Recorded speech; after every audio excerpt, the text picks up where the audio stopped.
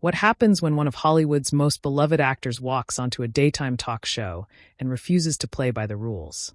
What happens when polite conversation turns into a firestorm that nobody saw coming? Today, we're diving into the moment Michael J. Fox sat down with the View hosts, and everything went completely off the rails. This wasn't your typical celebrity interview. It was a collision of perspectives that ended with security being called and a guest being escorted out while cameras were still rolling. The studio audience was buzzing with excitement as Michael J. Fox made his way onto the set. The applause was thunderous, the kind of reception reserved for true legends. He'd been invited to discuss his latest memoir and his continued advocacy work, topics that should have made for an inspiring, feel-good segment. The hosts greeted him warmly, all smiles and enthusiasm. Whoopi Goldberg welcomed him with genuine affection, while Sunny Hostin and Sarah Haynes beamed from their seats. Joy Behar, sitting at the far end of the table, offered a smile that seemed just a touch more measured. The conversation started pleasantly enough. Michael talked about his journey, his family, and the challenges he'd faced with grace and humor. The audience hung on every word, laughing at his jokes and applauding his candor. For the first few minutes, it was exactly what everyone expected, a heartwarming discussion with a man who had inspired millions. But then, Joy Behar shifted the conversation in a direction that would change everything. "So, Michael," Joy began, leaning forward slightly, "you've been very public about your condition and your advocacy, which is admirable. But I have to ask, don't you think that sometimes celebrity activism can come across as, well, a bit out of touch? I mean, you have resources that most people with Parkinson's could never dream of." The studio went noticeably quieter. Michael's expression didn't change much, but there was a flicker of something in his eyes. He nodded slowly, as if considering the question carefully. "That's an interesting way to frame it, Joy," he replied, his voice steady. "Yes, I have resources. I'm fortunate. But that's exactly why I use my platform. I can open doors that are closed to others. I can fund research, raise awareness, and advocate for people who don't have a microphone. Isn't that the responsibility that comes with privilege?" Joy waved her hand dismissively. Sure. But let's be honest. When you talk about healthcare reform or research funding, you're not actually experiencing what regular people experience. You're not sitting in a clinic waiting for hours because you can't afford a specialist. You're not rationing medication because insurance won't cover it. So, how can you really speak for those people? The other hosts exchanged uneasy glances. Whoopi started to interject, but Michael raised his hand gently, indicating he wanted to respond. "Joy, I think you're confusing having resources with being disconnected," he said, his tone still calm but with an edge creeping in. "I talk to people every single day who are going through exactly what you're describing. The foundation I work with doesn't just fund research in ivory towers. We help real families get access to care. We fight insurance companies. We push for policy changes that affect everyone, not just people who can afford premium health care. So yes, I can speak for them because I'm working alongside them." Joy wasn't backing down. "But you're doing it from a position of comfort, Michael. That's my point. It's easy to be an advocate when you're not actually suffering the consequences of a broken system. You can afford the best doctors, the best treatments, experimental therapies that cost hundreds of thousands of dollars. Meanwhile, someone working 2 jobs just to keep their insurance is being told they don't qualify for basic care. Are you suggesting I should apologize for being able to afford treatment?" Michael's voice was sharper now. The audience was completely silent, sensing the tension escalating. "I'm suggesting," Joy continued, "that maybe you should acknowledge that your experience is fundamentally different from the average person's, and that your activism, while well-intentioned, might not actually represent their reality." Michael leaned back in his chair, his jaw tightening. "You know what, Joy? You're right about one thing. My experience is different, but not in the way you think. Yes, I can afford treatment. But do you know what doesn't care about money? This disease. Do you know what doesn't discriminate? Progressive neurological conditions. I might have access to better doctors, but they're telling me the same thing they tell everyone else. We don't have a cure yet.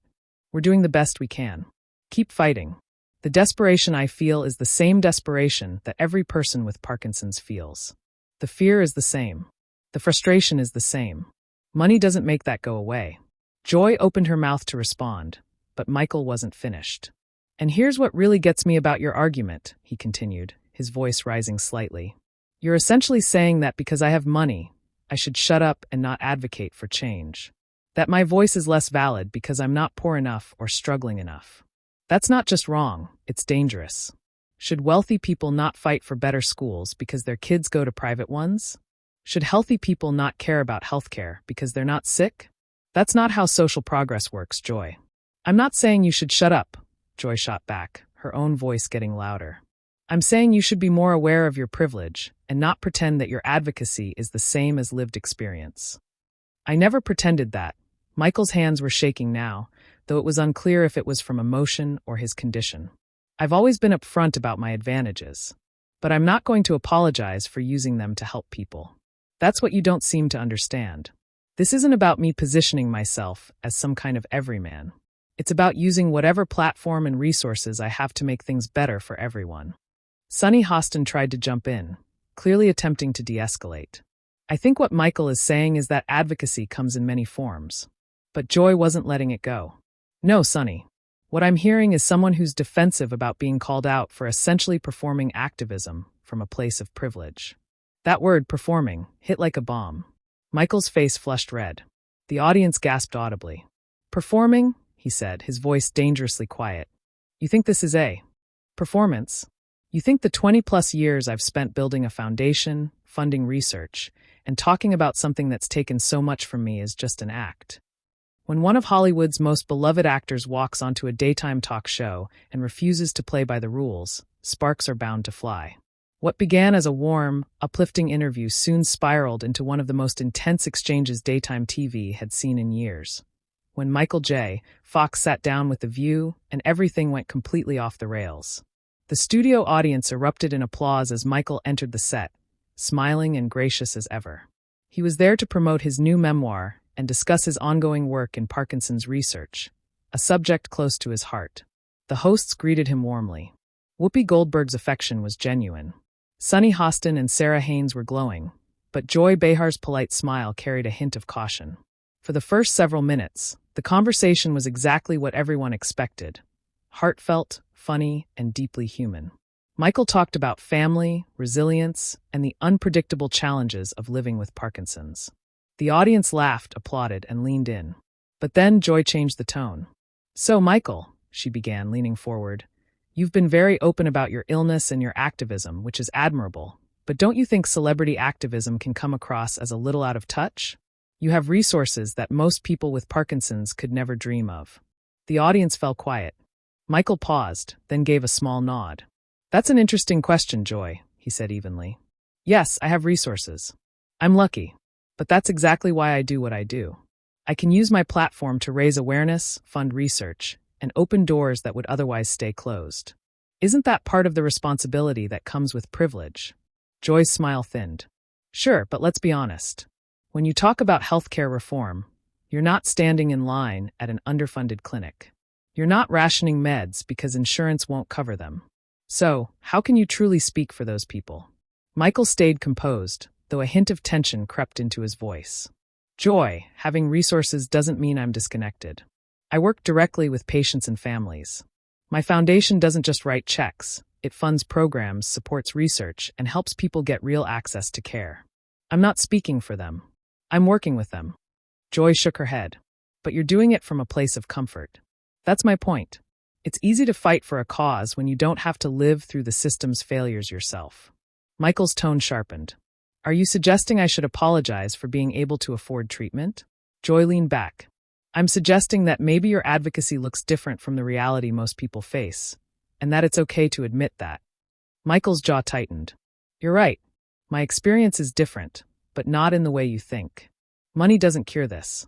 It doesn't stop the tremors. It doesn't erase the fear. I might have access to doctors, but they're telling me the same thing they tell everyone else. There's no cure yet. I live with the same uncertainty, the same loss of control. That's what connects me to others with this disease. The audience stayed silent. Joy opened her mouth again, but Michael continued. What you're really saying, Joy, is that because I'm not poor enough or struggling enough, I shouldn't speak. That's not just unfair, it's dangerous. Should healthy people stay quiet about healthcare because they're not sick? Should wealthy people stop fighting for better schools because their kids go to private ones? That's not how progress works. Joy's voice rose. I'm not saying you should shut up. I'm saying be aware of your privilege. Don't act like your experience is the same as everyone else's. I've never claimed that, Michael shot back, emotion in his voice. I've always been transparent about my advantages. But I won't apologize for using them to help people. Before Whoopi could step in, Joy said sharply, then stop performing activism from a place of privilege.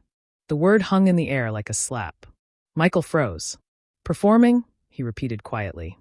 You think this is a performance? You think the decades I've spent building a foundation, funding research, lobbying Congress, visiting families, that's all just a hobby for some rich guy, some performance for the cameras? That's not what I said, Joy protested, suddenly defensive. That's exactly what you said, Michael countered, his voice trembling with restrained anger. You just dismissed my life's work as an act. Do you have any idea how insulting that is? Not just to me, but to every researcher, every patient, every person who's benefited from what we've done. Joy crossed her arms. Oh, so now I can't question you because you've done charity work? That's convenient. Question me all you want, Michael said tightly. But don't trivialize what I've dedicated my life to. Don't sit there healthy and comfortable and tell me that what I've built is performance art. You want to talk about being out of touch? You're a millionaire TV host lecturing me about suffering. The audience gasped. Whoopi raised a hand. Okay, let's all take a breath. But Joy pushed forward. You don't know anything about what I've faced, Michael. And frankly, this reaction kind of proves my point. You get defensive the moment anyone challenges you. You made it personal, Michael shot back, his voice cracking. You questioned my integrity, my motives, my purpose. What did you expect me to do? Smile and nod while you tear down everything I've worked for. The tension in the studio was thick. Sarah Haynes spoke softly. Maybe we should move on to your book. Michael shook his head. No, this matters. He turned back to Joy. You're framing this as concern for regular people, but what you're really doing is gatekeeping who's allowed to speak on issues that affect everyone. That's not fairness. That's silencing. Joy folded her arms. I'm asking for honesty. When people see you talk about hope, that's inspiring. But for someone who can't get a basic appointment or medication, that hope can feel hollow, like you're selling something they can't afford. Michael gripped the arms of his chair. So, what would you have me do? Stop funding research because it might give people hope? Stop pushing for better access because I have access myself? Should I just stay silent and comfortable? Joy shot back. I think you should acknowledge that your optimism comes from a place of security. You're not in the same boat as everyone else. You're in a yacht while others are drowning. The audience collectively winced. Whoopi closed her eyes and Sunny looked stricken. Michael went very still. When he spoke again, his tone was icy calm. A yacht, he repeated. Let me tell you what my yacht looks like, Joy. It looks like waking up every morning not knowing if I can button my shirt. It looks like scheduling my life around medication, praying I don't seize on live television. It looks like watching my children grow and wondering how much of their lives I'll still be around for. It's reading research papers at 3 a.m., praying for a breakthrough. That's my yacht. The same boat millions of others are in, except I'm using my resources to build a better one for all of us. Joy's expression softened slightly, but she stayed firm. Michael, I understand your pain. I'm not denying that. But before she could finish, Whoopi stepped in, her tone final. All right, we're taking a break. The audience applauded nervously as the camera cut to commercial, leaving behind a table heavy with unspoken words, and one of the most unforgettable clashes in The View's history. You have to see that there's a difference between suffering with support and suffering alone.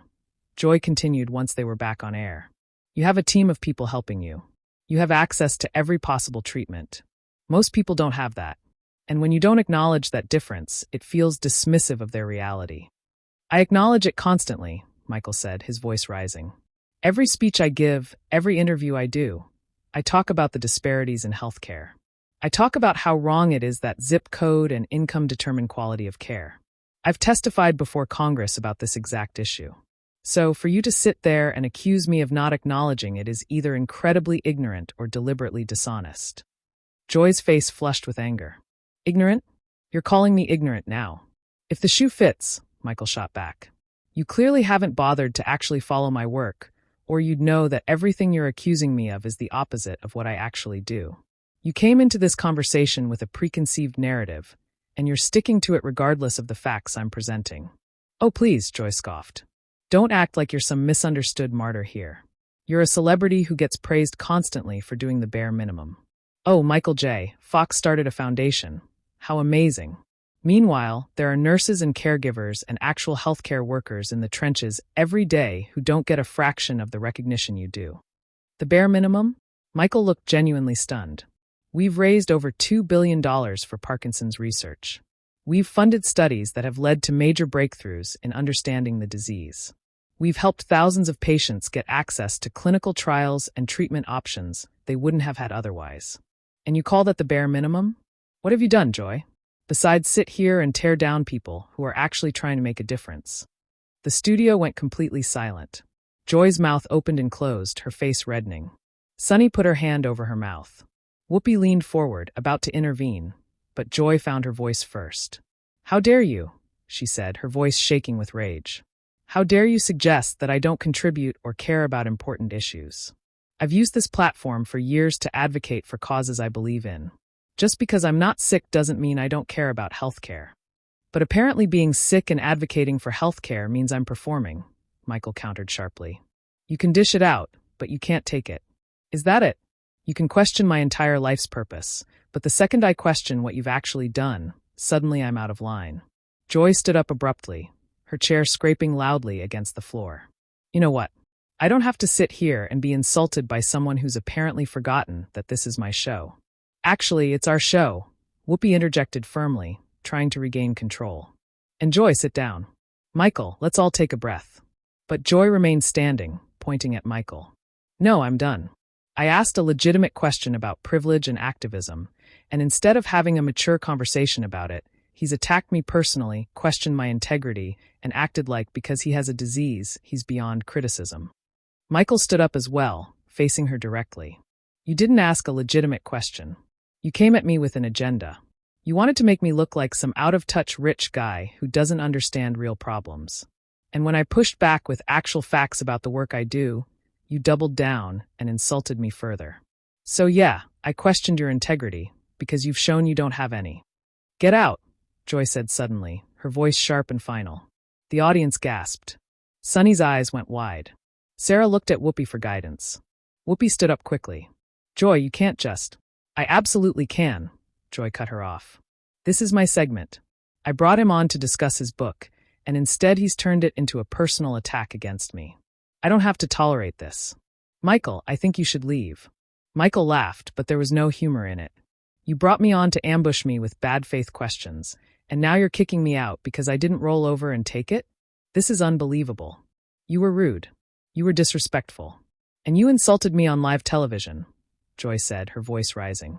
You don't get to come on this show and treat me like that in front of an audience. I treated you exactly the way you treated me, Michael replied coldly. The only difference is that I backed up everything I said with facts, while you just kept throwing out accusations based on nothing. Joy turned to someone off camera. Can we get security, please? I want him escorted out. The audience erupted in a mix of gasps and murmurs. Several people shouted no, while others seemed stunned into silence. Whoopi stepped between Michael and Joy, her hands raised. Okay, everybody needs to calm down right now, she said firmly. This has gotten completely out of hand. Joy, you cannot call security on a guest in the middle of a live show because you had a disagreement. It's not a disagreement, it's disrespect, Joy snapped.